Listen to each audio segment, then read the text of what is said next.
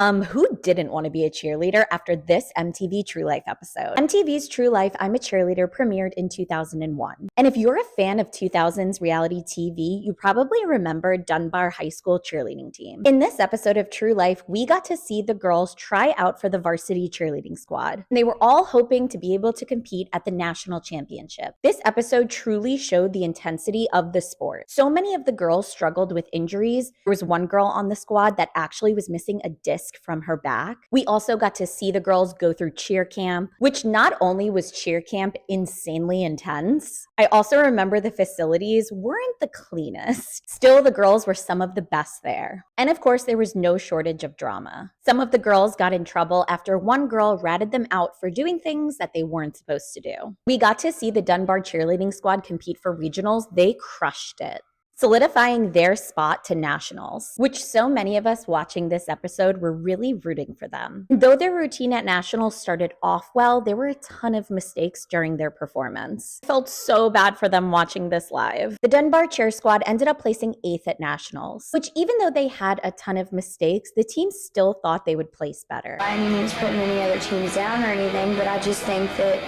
other teams did worse than us but got higher scores, and I don't think that's fair.